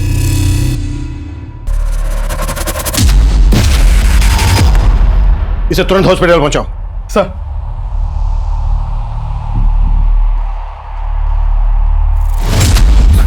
क्या किया इस बच्चे के साथ? हाँ? क्या किया बच्चे के साथ? कुछ नहीं किया साहब, बीमार है साहब। वो बीमार है तो फिर चोटें कैसे है इसको? सब पता कर लिया हमने तेरे बारे में। साहब वो नवल और चीकू का सेठ बहुत मारता था उनको, और वो सुरीली साहब वो भी बहुत गंदी है, चीकू से गंदे गंदे काम करवाती थी, इसीलिए नवल चीकू को लेके उसके घर गया। ये चीकू का घर कहाँ है? मालूम नहीं सर। लेकिन उनके अजय सेठ को पता होगा सर, वही चीकू को कहीं से उठा के लेके आया था। साहब मैं चीकू को लेके नहीं आया था साहब, उसको वो सुरीली लेके आई थी। वही सुरीली जो तेरे लिए यहाँ धंधा करती है? कहाँ मिलेगी सुरीली? वो अपने किसी कस्टमर के साथ बाहर गई है। नवल और ये बच्चा जिसे तू बीमार कह रहा है, इन्हें कहां से लेकर आया? साहब मैं कहीं से नहीं लेके आया था, ये दोनों अनाथ थे, 2 साल पहले भीख मांगा करते थे। अरे भिखारी लोग, बाहर बाहर बाहर बाहर निकलो। साहब कुछ खाने को दो ना। साहब मेरे ढाबे में वर्कर की जरूरत थी तो मैंने उनको काम पे रख लिया, लेकिन साहब मैं फिर से कह रहा हूँ, चीकू को सुरीली लेके आई थी। कहां से लेकर आई थी?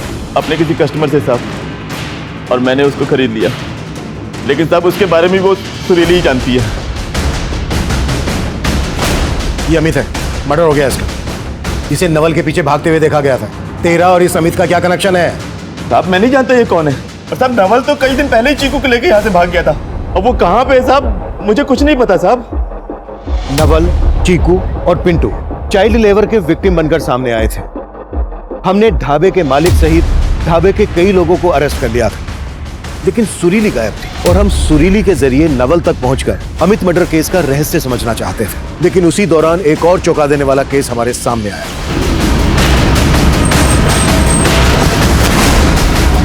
आइए सर, इस तरफ। ये देखिए सर,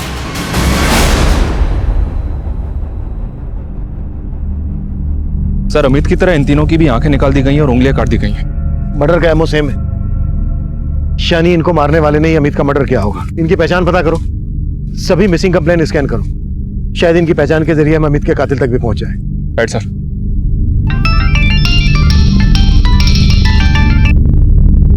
हाँ शर्मा। सर सुरीली के कॉल रिकॉर्ड्स चेक किए। सुरीली का फोन 2 दिन पहले होटल में बंद हुआ था, और सर इस सुरीली अपने एक बंसी नाम के कस्टमर के काफी टच में भी थी, और इस बंसी का होटल में एक घर भी है। हो सकता है सुरीली बंसी के उसी घर में छुपी हो, और चीकू और नवल भी हमें वहीं पर मिल जाए। देख अब मंदिर मिल गया ना, अब तेरा घर भी जल्दी मिल जाएगा। पर भैया ये वो मंदिर नहीं है जहाँ मैं अपने मम्मी पापा के साथ रोज आती थी। लेकिन चीकू, भगवान तो हर मंदिर में एक ही होते ना। हम इन भगवान से प्रार्थना कर लेते कि तेरा घर जल्दी से जल्दी मिल जाए, ठीक है? चल।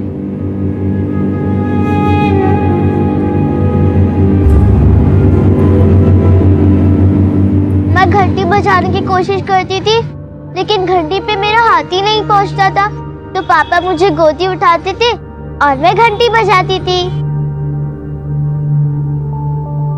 बजा।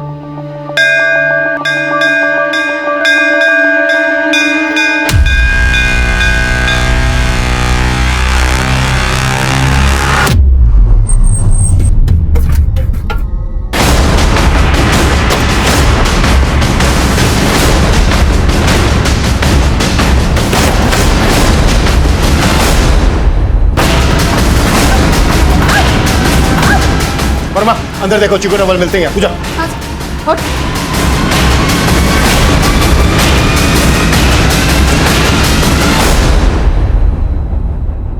अंदर कोई नहीं है सर।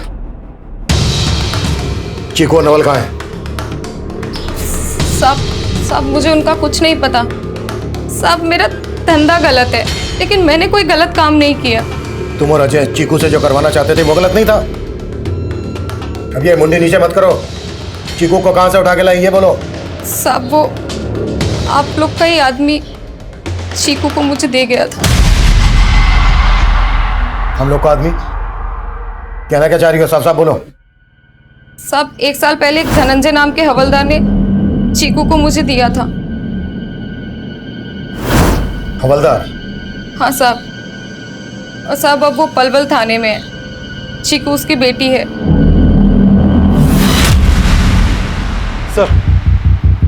सर आज हमारे एरिया की नाकाबंदी से चेकिंग के डर से एक गाड़ी यूटर्न लेके भागी थी।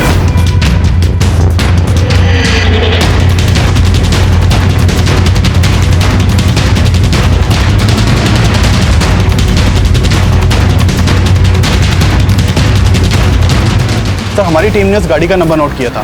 सर वो गाड़ी बल्लभगढ़ में रहने वाले अरविंद सिंह के नाम पर रजिस्टर्ड है। सर मैंने बल्लभगढ़ पुलिस से कांटेक्ट किया तो पता चला कि 3 दिन पहले अरविंद सिंह और इसकी बीवी निधि सिंह ये दोनों लापता हुए थे और अरविंद सिंह के फादर ने इसकी मिसिंग कंप्लेंट फाइल करवाई थी। सर मैं अरविंद सिंह के फादर से मिलके आ रहा हूँ। सर अरविंद के फादर ने मुझे बताया कि 3 दिन पहले अरविंद और उसकी बीवी निधि दोनों उसी गाड़ी से दिल्ली के लिए निकले थे, तभी से दोनों लापता हैं। शायद बल्लभगढ़ और दिल्ली के बीच उनके साथ कुछ हुआ और अरविंद की कार ट्रेस करने की कोशिश करो। सर पता किया मैंने, पलवल थाने में धनंजय नाम का एक कांस्टेबल है जिसकी चीकू नाम की बेटी थी, जिसकी उसने 1 साल पहले मिसिंग कंप्लेंट भी फाइल की थी। ये देखें। धनंजय, तेरी बेटी चीकू पलवल से गायब हुई और पिछले 1 साल से फरीदाबाद में अजय के ढाबे पर मजदूरी कर रही थी। अब तू ये बोल तूने अपनी बेटी चीकू सुरीली को बेची थी? बात दरअसल ये है साहब, चीकू मेरी सगी बेटी नहीं है। 3 साल पहले मैंने उसे गोद लिया था। गोद लिया था? कहां से गोद लिया था? मैं क्राइम ब्रांच के इंस्पेक्टर अनिरुद्ध सहाय की टीम में था साहब। हमने ह्यूमन ट्रैफिकिंग गैंग में रेड मारी थी और वो गैंग मंसूर नाम का क्रिमिनल चलाता था। वहाँ से अनिरुद्ध सर ने बहुत सारे बच्चों को छुड़ाया था। उनमें से कुछ बच्चों को एनजीओ भेज दिया गया। उनमें से एक बच्ची चीकू भी थी। चीकू को देखकर मुझे हमदर्दी हुई। मेरे कोई बच्चे नहीं थे साहब, तो मैंने अनिरुद्ध सर से रिक्वेस्ट की कि इस बच्चे को मैं गोद लेना चाहता हूँ। चीकू को गोद लेने के बाद मेरी बीवी ने एक बेटे को जन्म दिया, पर साहब मेरी भी इतनी हैसियत नहीं थी कि मैं 2-2 बच्चों को पालूं। हम सिर्फ चीकू को नहीं ढूंढ रहे हैं, चीकू के साथ साथ हम इस नवल को भी ढूंढ रहे हैं। और ये नवल तेरी बेटी चीकू को उसके घर छोड़ने गया था, यानी कि तेरे घर गया था। तेरा क्या कराया सामने ना जाए, इसलिए तूने चीकू के साथ साथ इस नवल को भी गायब कर दिया। ऐसा मैंने कुछ नहीं किया सर। चीकू अपने पुराने घर को याद करते थे जहाँ वो अपने माता पिता के साथ रहते थे। वो बार बार वहां जाने की जिद करते थे, लेकिन साहब वहां का कुछ अता पता नहीं था। Sir 1 minute. धनंजय बोल रहा है कि चीकू उसके साथ रहते हुए भी अपने माँ बाप की बात करती थी। हो सकता है चीकू को उनकी याद आ गई हो और नवल चीकू को उन्हीं के पास लेकर गया हो। लेकिन वर्मा, धनंजय की बात पर ज्यादा भरोसा नहीं किया जा सकता। ये काम करता है, जेल में जाके मंसूर से मिलता है जो चीकू और दूसरे बच्चों के ह्यूमन ट्रैफिकिंग के चार्ज में सजा काट रहा है। मंसूर से मिलने की परमिशन निकालो। Okay sir.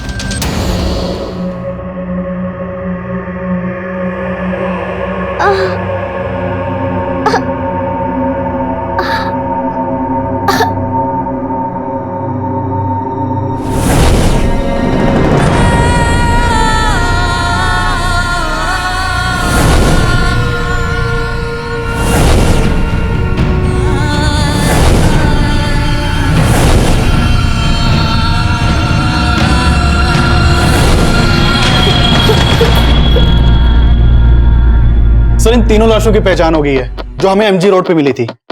सर ये प्रकाश है, ये प्रकाश की बीवी प्रीति और ये प्रकाश का भाई कौशल। सर ये तीनों दिल्ली के रहने वाले थे। 5 दिन पहले प्रकाश के फादर ने बदरपुर पुलिस स्टेशन में इन तीनों की मिसिंग कंप्लेंट लिखवाई थी। 16 जुलाई की शाम को ये लोग दिल्ली से मथुरा के लिए निकले थे और तभी से लापता थे। दिल्ली से मथुरा किसी कार से गए थे? नहीं सर, इन लोगों के पास कार नहीं थी। प्रकाश के फादर ने बताया कि ये किसी कैब से जाने वाले थे, लेकिन बदरपुर पुलिस को इनके कॉल रिकॉर्ड में ऐसा कोई भी नंबर नहीं मिला जो किसी कैब वाले से कनेक्टेड हो। इन तीनों की लाशें मिली हमें फरीदाबाद में। फरीदाबाद जो दिल्ली से मथुरा के बीच पड़ता है। दिल्ली से मथुरा चलने वाली सभी कैब सर्विस के रिकॉर्ड निकालो और बदलपुर से लेकर फरीदाबाद तक जितने भी सीसीटीवी है सब स्कैन करो, शायद हमें कोई लीड मिल जाए। सर मंसूर से मिलने की परमिशन मिल गई है। गुड। हाँ, इस बच्ची को मैं जानता हूँ, लेकिन इस बच्ची को नहीं जानता। ये बच्ची चीकू कहाँ से आई तेरे पास? तारिक ने बेचा था इस बच्ची को मुझसे।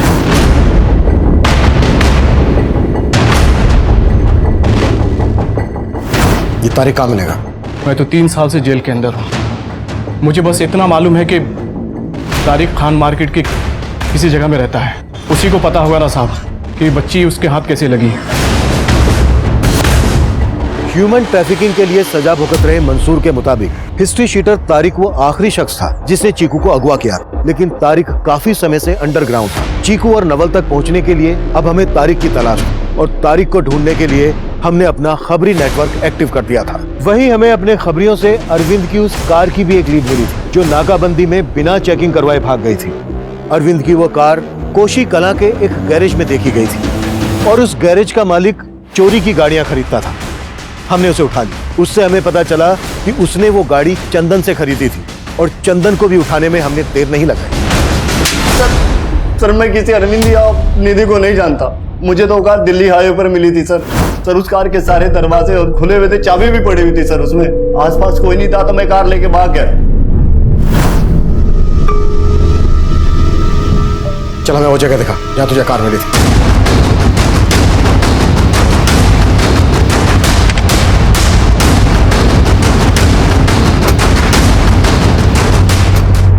सर वो गाड़ी यहीं खड़ी थी, मैं यहीं से लेकर उसको भागा था। आसपास चेक करो, कुछ मिलता है क्या?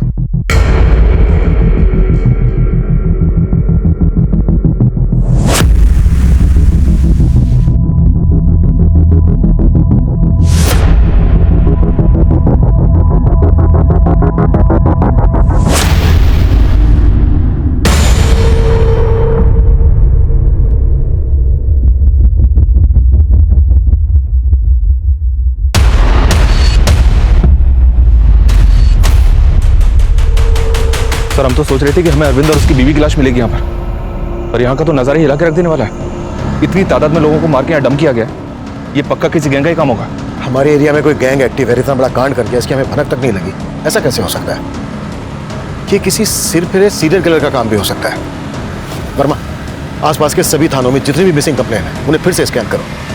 इतने सारे नर कंकाल, इतनी सारी लाशें, कि एक बहुत बड़े नरसंहार की तरफ इशारा कर रहे हैं।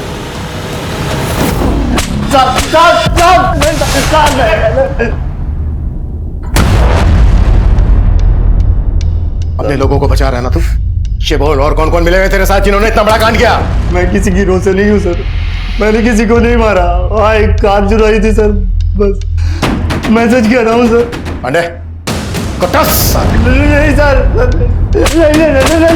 नहीं। सर आसपास के इलाकों से दर्जनों मिसिंग कंप्लेंट मिली है और इनमें से ज्यादातर लोग तो अभी तक लापता हैं, मिले नहीं है। इनके घर वालों के स्टेटमेंट के मुताबिक इनमें से ज्यादातर लोग फरीदाबाद हाईवे के पास से गुजरे थे। शायद इन लोगों को लूट के इरादे से मार दिया गया होगा और मारने के बाद सभी विक्टिम्स की आंखें निकाल ली गई और उंगलियां काट दी गई। लेकिन वर्मा, हमारे इलाके में ऐसा कौन उंगली मार पैदा हो गया जिसकी हमें भनक तक नहीं है? समझ में नहीं आ रहा सर, और अभी तो हमारे खबरियों ने भी हाथ खड़े कर दिए हैं। अब इस नवल को हमारे लिए ढूंढना और भी ज्यादा जरूरी हो गया है। मुझे लगता है शायद ये उन लोगों को जानता है जिन्होंने अमित का मर्डर किया। सर नवल और चीकू के बारे में हमें कोई लीड नहीं मिल रही है, पर हम तारिक को जीरो डाउन कर रहे हैं जिसने चीकू को किडनैप किया था। सर 17 जुलाई की रात को प्रकाश, प्रीति और कौशल, इन तीनों को बदरपुर मार्केट से एक कैब में बैठते हुए वहां के सीसीटीवी में कैप्चर किया गया था। सर ये वहां की फुटेज है।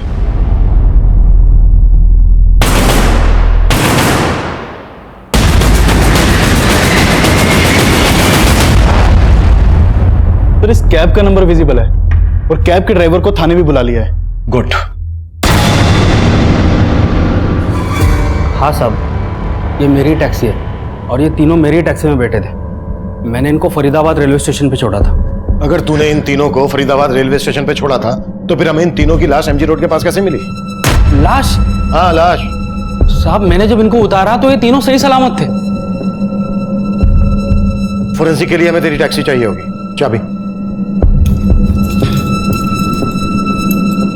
कब्जे में ले लो। जब तक हमारी इन्वेस्टिगेशन पूरी नहीं हो जाती हमसे बिना पूछे शहर से बाहर नहीं जाएगा।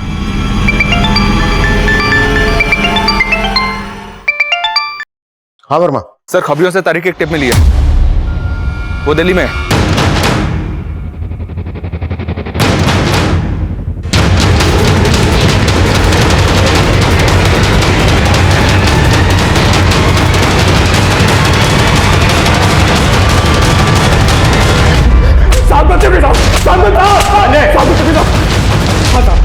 साहब मैं सब मानता साहब मैंने उस बच्चे चीकू को किडनैप किया था साहब। कहां से किडनैप किया था ये बोल।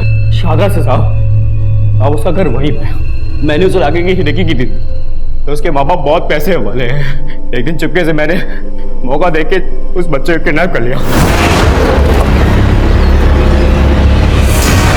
मैंने उस बच्चे की फिरौती मांगी थी, उसके बाप ने पुलिस को इन्फॉर्म कर दिया। मैं डर गया था इसलिए मैंने बच्चे को मंसूर के हाथ में भेज दिया। अब ये बोल शाहदरा में चीकू के माँ बाप कहाँ रहते हैं? साहब वो भजनपुरा के साहब, भजनपुरा के पास में। तारिक ने जो एड्रेस बताया उस पर तुरंत जाओ और पता करो कि चीकू के पेरेंट्स अब भी वहां पर रहते हैं क्या। राइट सर प्रकाश, प्रीति और कौशल जिस टैक्सी में बैठे थे, फोरेंसिक टीम ने उसकी छानबीन की तो कई ब्लड स्टेन्स मिले जो मिटाए गए थे।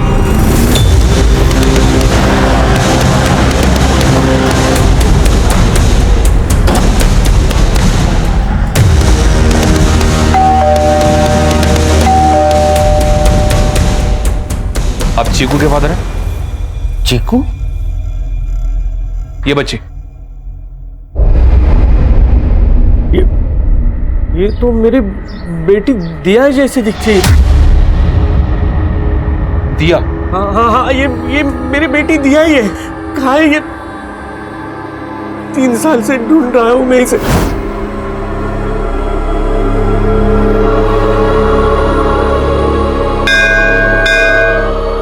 कहाँ है मेरी बेटी दिया? सर प्लीज बताइए। हमें पता चला था कि चीकू को, मेरा मतलब दिया को ये बच्चा नवल उसके घर लेके आने वाला था, मतलब यहाँ पे।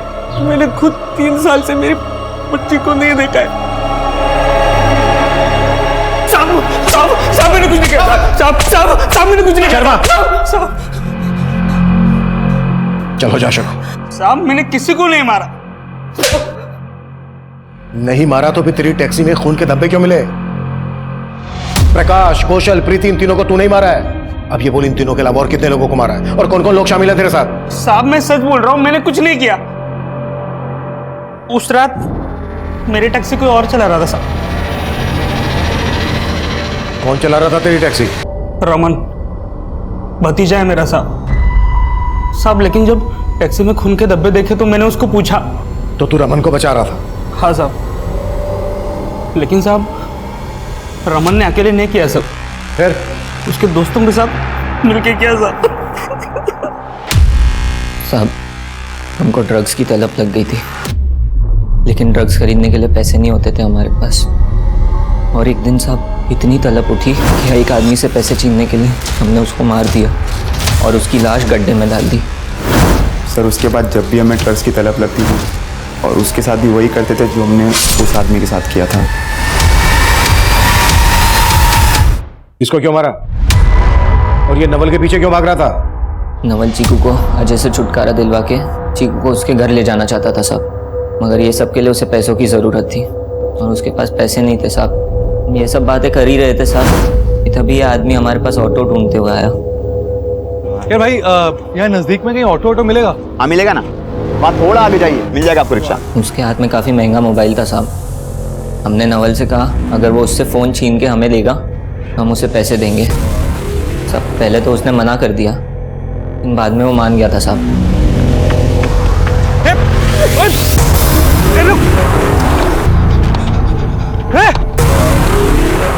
साहब उसने हमें फ़ोन लाके भी दे दिया और हमने उसे कुछ पैसे भी दिए, लेकिन साहब वो कुछ देर बाद फिर हमारे पास आया। वो काफ़ी डरा हुआ था साहब, बोल रहा था वो आदमी उसे मार देगा। सर फिर मैंने नवल को वहाँ से भगा दिया, लेकिन उसने नवल को देख लिया था सर। अगर हम उसे छोड़ देते तो वो नवल के बारे में आपको सब सच बता देता और हम सब फंस जाते। इसीलिए सर हमने उसे भी मार दिया। नवल और चीकू कहाँ है इस वक्त?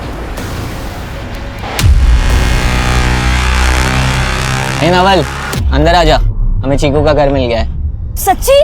हमने नवल और चीकू को झूठ बोला, हमने दोनों को बंसी के हवाले कर दिया। निकाल। चल ये कहाँ लेके आ गए?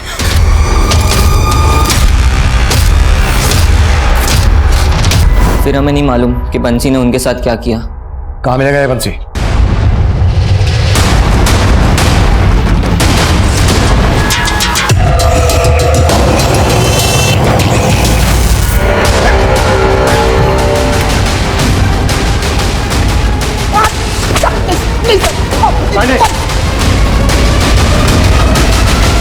बोल, नवल कहाँ है? साहब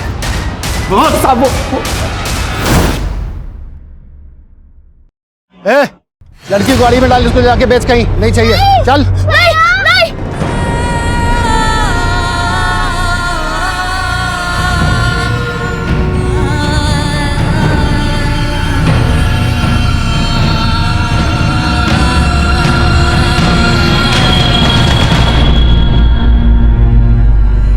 तो उस दिन गाड़ी के पीछे भागता हुआ नवल पता नहीं कहाँ गायब हो गया।